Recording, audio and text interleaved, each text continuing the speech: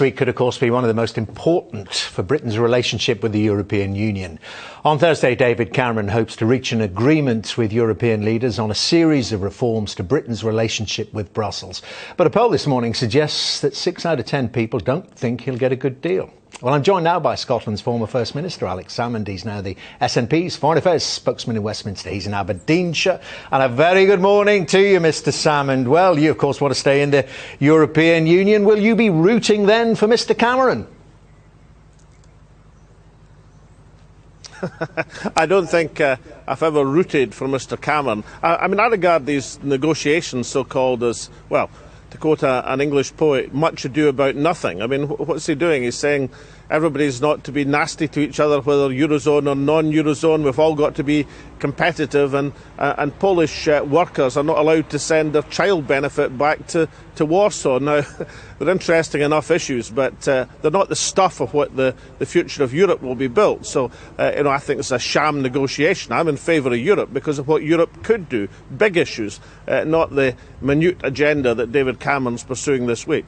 But do you think are you saying he didn't need to ask for anything, or he should have asked for more? No, I think what Europe should be doing and what we should be doing in terms of our contribution to Europe is concentrating on what really matters. For example, facing the obvious threats to the world economy at the present moment, actually dealing with the environmental challenges we face as a continent, looking at solidarity with how you deal with the huge refugee crisis enveloping Europe. These are the issues which the European leaders and David Cameron should be focusing his mind on, not a sham negotiation which is taking place at the present moment. I think most people in Europe will regard the Cameron agenda as at best a distraction and at worst positively damaging in facing the big issues which we should be concentrating on. All right, and I want to ask you about the campaign, which is already underway, and the phrase Project Fear, which of course was coined during the course of the independence referendum in Scotland, and you were on the receiving end, you said, of that. Well, now it's said that the Remain campaigners are using that with things like 5,000 migrants will come over from Calais overnight if we leave the European Union, that airfares will go up. Do you think that's scaremongering?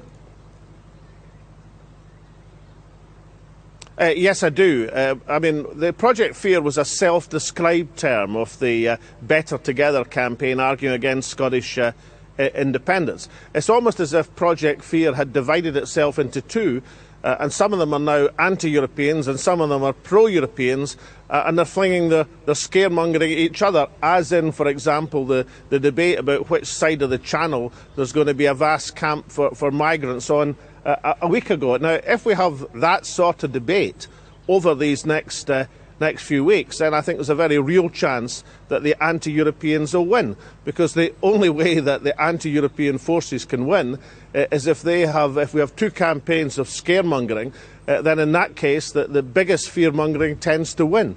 And therefore, that's the real danger is that the pro-European case, the real case about this country's position in Europe, will not be made. It certainly won't be made by David Cameron, and therefore it falls on people who actually believe in it to make that case, because that's the sort of positive vision that gets people out their houses into polling stations. Now, of course, people might say, well, look, David Cameron won the Scottish referendum with his fear-mongering campaign. Well, that's true, except, of course, that the no side lost 17% of the vote during the campaign, and the yes side, which was a positive, uplifting campaign, gained 17% of the vote. And obviously, with the state of the polls on Europe, Cameron can't afford to lose 17% of the vote.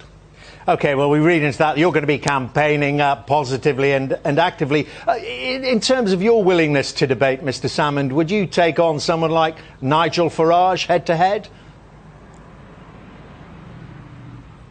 Yeah, of course I would, and I'll be delighted to take on Mr Farage or any comer in the anti-European side. I mean, I don't know if they've quite decided who they'll be fielding yet, and they seem to have spent a lot of time fighting with each other. That's the sort of folk they are. But yes, of course, you debate all comers in a referendum campaign. If I may say so, it's been Mr Cameron who's been tentative and sensitive about with debating with people in recent history. He wouldn't debate with me in the Scottish referendum campaign. Of course, he was very restrictive in how many debates he did in the general election campaign. Maybe that's a wise political strategy, but it doesn't do much for engendering debate and discussion.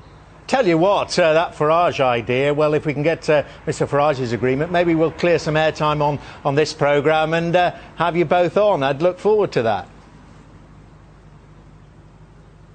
Yeah, let's do that. Incidentally, it's starting to snow again, Dermot, so can I put this message across? If you're thinking of skiing for your half-term break, then come to Scotland.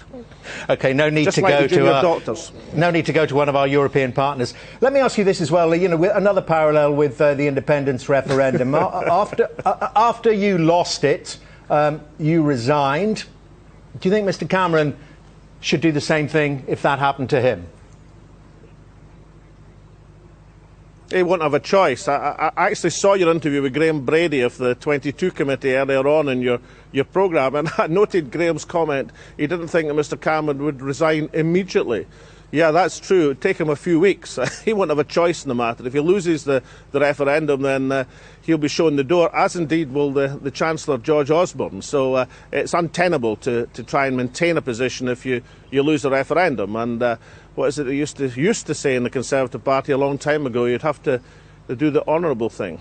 OK, let's just clear this up. Last question on Mr Cameron. But he said after that letter that was written from the leaders of from Wales, Northern Ireland and Scotland, saying that you know, an independence an EU referendum shouldn't be held on June the 23rd. It's too soon. It will muddy the waters around the May elections. Mr Cameron then said you told him it was fine. 6 weeks was enough time. Well, that's not true. What I said was it was a necessary period according to the legislation, but it wasn't a sufficient period.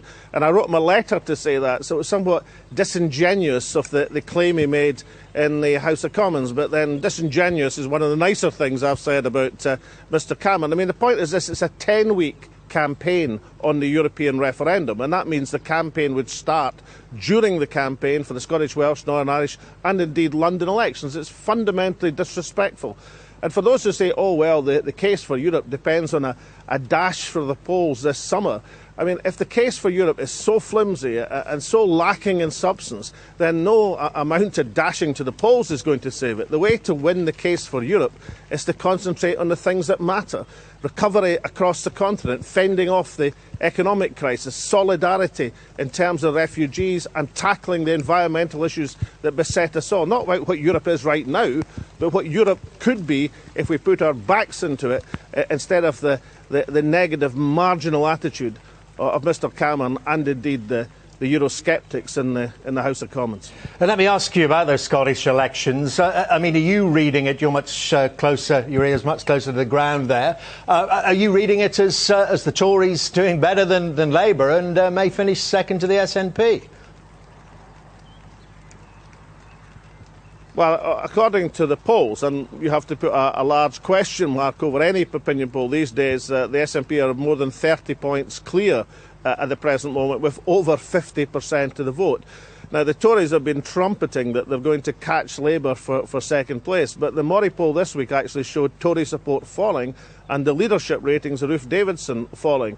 So I think that's been a rather clumsy boast from the Conservative Party that they could get into second place, and it'll look like a big failure, or another big failure, if they don't succeed in doing that. But nobody takes anything for granted in the SNP, incidentally, damn it. You've got to work for every vote, you've got to work for every election. I mean, that's the recipe for electoral success. But, you know, my successor, Nicola Sturgeon, knows that.